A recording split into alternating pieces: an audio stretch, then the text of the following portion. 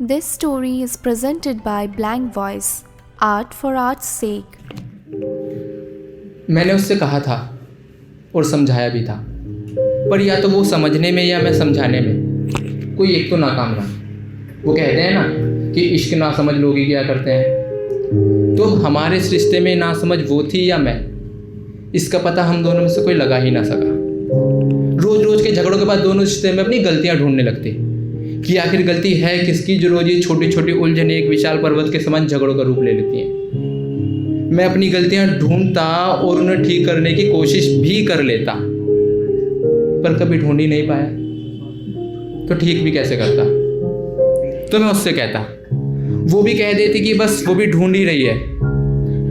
अब गलतियां किसकी थी या किसकी नहीं, इसका पता कभी लग ही ना सका, पर एक अंजाम तक हम दोनों पहुंच चुके थे।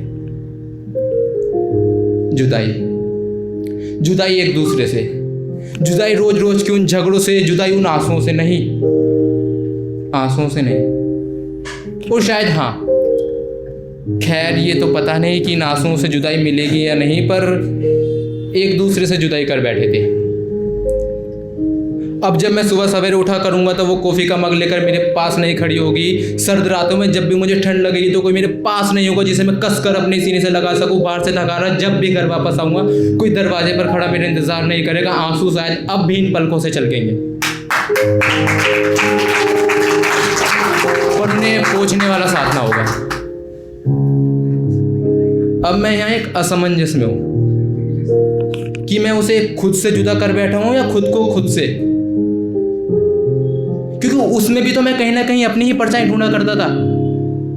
उसे भी तो अपनी सारी कहानियां ठीक वैसे ही सुनाया करता था जैसा महसूस करता था।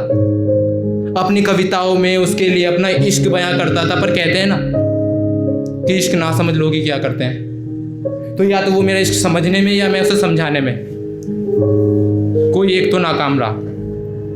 न जाने क्यों अब भी मेरी नजरें दरवाजे की ओर टिकी रहती हैं और तकती हैं कि तुम एक बार फिर से आओगी, मुझे कसकर सीने से लगाओगी और हर लड़ाई के बाद जैसे कहा करती थी एक बार फिर वैसे कह जाओगी कि जाओ माफ किया। पर क्या मैं तुम्हें कभी माफ कर पाया? अगर मैं ही तुम्हें माफ कर देता तो ये झगड़े होते ही नहीं ना। पर हर बार मैं ही क्यों माफ करूं, मैं ही क्यों झुकूं? फिर अंदर से कहीं से पता नहीं कहां से एक आवाज सी आती है कि बस आखिरी बार। और हर आखिरी बार की तरह अगर इस आखिरी बार भी मैं तुम्हें माफ कर देता तो ये कहानी यूं अधूरी ना छोड़ती, तो तुम मुझसे यूं जुदा ना होती। तो आज तुम मेरे पास बैठकर मुझे अपनी बिना सर पैर वाली कहानियां बिना रुके सुना रही होती और मैं तुम्हारी आंखों में आंखें डालकर उसे सुन रहा होता, शायद। Thank you.